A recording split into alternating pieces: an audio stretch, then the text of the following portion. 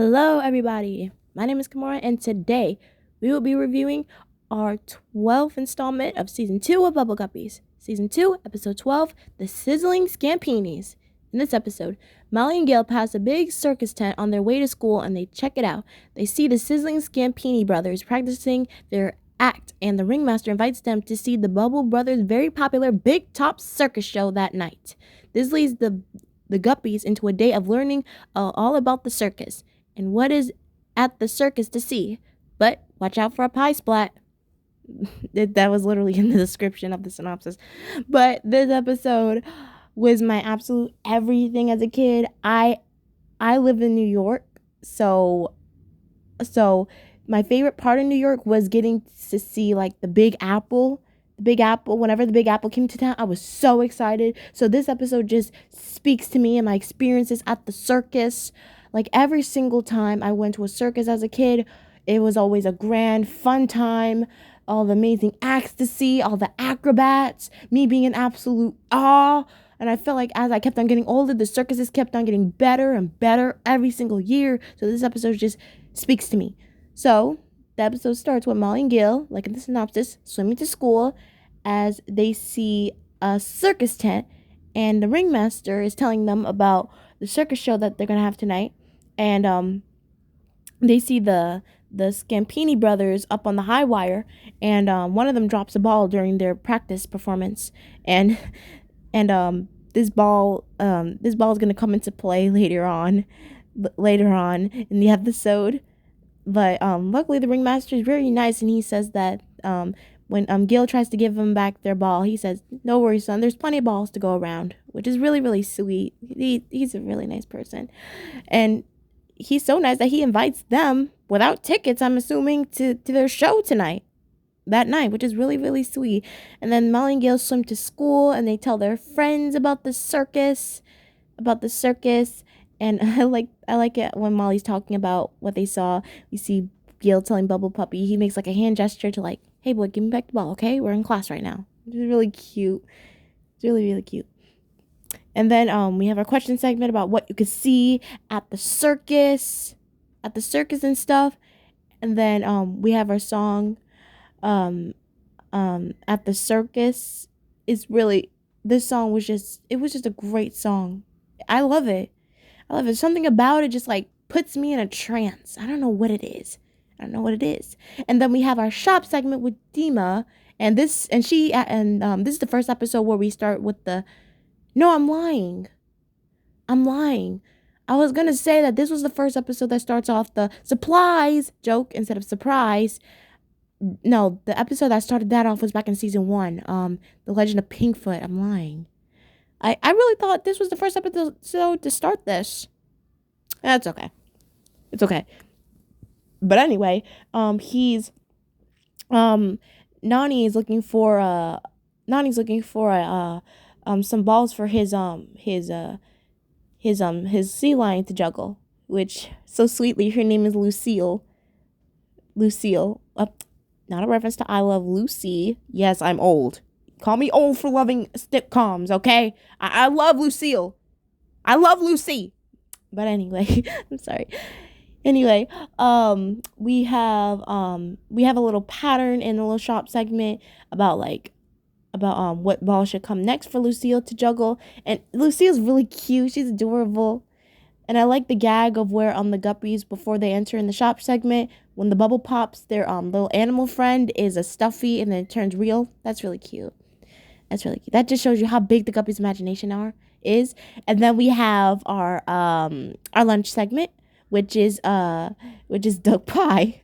And then quite surprisingly, it's Nani who doesn't get the consequences of the lunch. It's Gil, which just won't be the last time this happens. We're gonna see this type of thing again in the Elephant Trunkadunk in next season 3.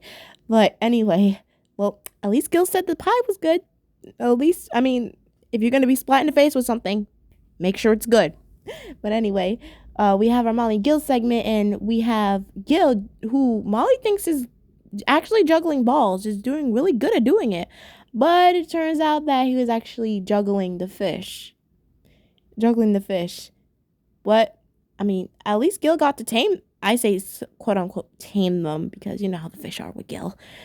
I mean, I actually got him to listen to him for once, for a few minutes, but then Molly said there's something fishy about those balls. And then the fishes go round and around, and then Gil's chasing them off.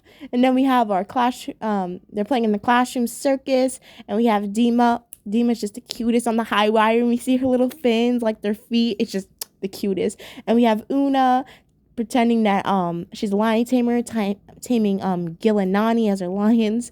And then I love Mr. Grouper when Gobi says the hilarious group hold the clown. And then Mr. Grouper at first he was just looking at a paper, and he was like, oh right, that's me. Like he's so cute. He's always willing to play along with the Guppies even when he's doing something. That's how much I love him. That's how much I love him. And he changed his face to look like clown makeup. He's just, and more on clown hair later on, especially with Dima. I'm gonna go in depth. Because what they did, genius. I'm gonna tell you later. And then we have our story segment, which is Gobi and Una, and I love this combo so much. I love it. I love them so much. They're going on a clown camping trip, and why is my girl Una giving a pink version of Ronald McDonald? Why is she giving Ronald? Una! Why is you giving Ronald, girl? Why is you giving Ronald? But anyway, aside from that, they're at like this little campground. They're at this campground, and they I like their little bag, like a clown nose, clown wig, and a unicycle. Classic clown behavior, stereotypical, but in a good way. And then they go on the chipmunk trail, and they see chipmunks, but every single time they see a chipmunk, it runs away because a bear's chasing them. This won't be the last time we see this bear. We're gonna see him a lot more in season 3. But it turns out, but I also love it when they first see him, and then they run around the bush. I love how this story puts together fear, suspense, and hilarity. It's perfect. It's perfect. And then when we have when Una's running, Gobi's he's stuck behind a tree, and then he's like, help, Una, my backpack is stuck, when really the unicycle is just like hanging on the tree. That's why he's not like. And then Una did the same thing I would do, run. She was like, leave it, the bear's coming. Good on you, Una. Good on you. And then I like it in the story how like they're sneaking behind each other, like they're walking, and then they bump into each other and they like scream. Oh my goodness. Oh God. And it's ironic because last episode they had a story with each other as well, but this one is more funny. And the last story in last episode was a little bit more scary to me as a kid. If you see my review, you know. But I like this one. If we had to rank Una and Gobi story segments, this one would be probably at number 1. I think, is this their only story segment together? I don't think so. Maybe. I could be wrong. I could be misremembering. But anyway, toward the end of the story, also we have like patterns, same thing with the shop segment. But really, the bear wasn't chasing them at all. He just wanted to be a clown too. And he's using the chipmunks as juggling balls. Adorable. And then our Happily Ever After. Then we have our circus song, dance song. It's just really good. Pretending to be elephants and lions. Really fun. And I also like Gil and Nani's costumes too. They're really fun as well. And then we have another Molly and Gil segment. Gil's pretending to tame the little fish, pretending they're lions. And the 2 other fish are doing what they're told. But then one fish, the one fish, they're like, mm-mm. And then when Gil finally says, I, Gil, command you, lion, to roar. He even says please, and then bye-bye. That fish let out the Mufasa. That fish let out the Mufasa, I'm telling you. Ooh, nah. He let out the Simba.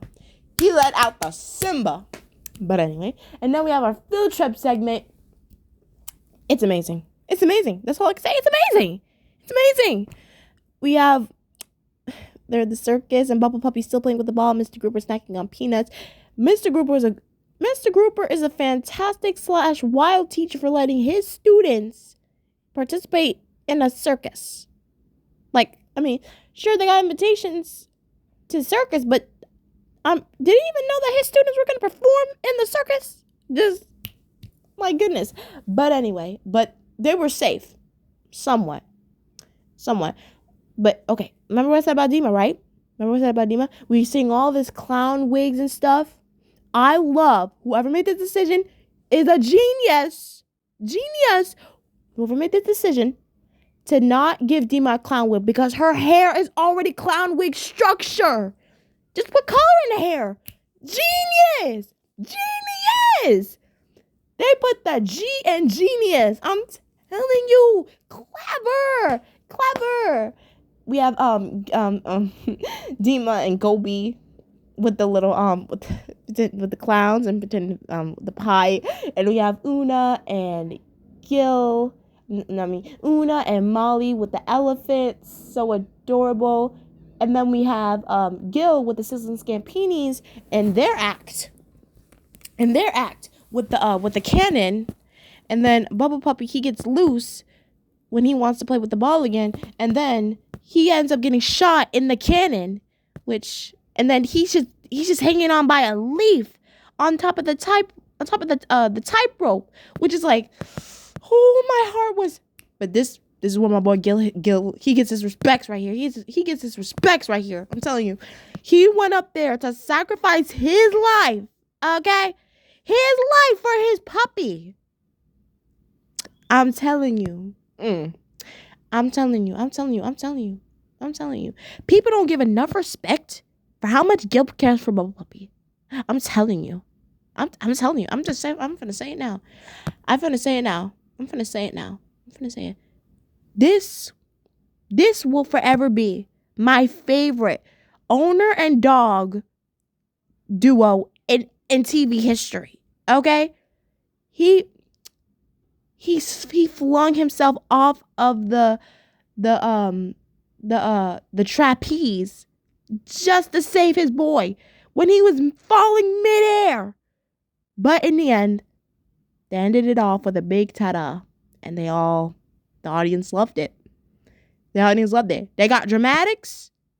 They got dramatics. They got an animal almost meeting God. But by the end of the night, they managed to pull a whole act together. And I love it. Ooh, I love it so much. And now we have our last Molly and Gil segment. Gil telling Molly how much he loves the circus. And then little fish swims behind him. Gil getting his last surprise of the episode. Kind of getting Can You Dig It vibes. Not going to lie. If you remember that, my little exaggeration with Una and that review. But Molly said, what about the lions? And then Gil's like, oh yeah, the lions, I love the lot. And then he sees the same fish lion that roared at him in his face earlier in the episode. And roared in his face. And the fish acting all innocent in front of Molly. They both laugh. Ending the episode. Oh boy. So this episode was really, really fun. I love it. It's getting a 10. This episode was my everything as a kid. Like I said, I love circuses. I love circuses in any animation. This episode did not fail. It was amazing. And in my eyes, it deserves an amazing round of applause and ta-da, just like if this episode was in a circus ring. Now, tune in with me next time as we will be reviewing our next episode, Season 2, Episode 13, Construction Site. See you all next time.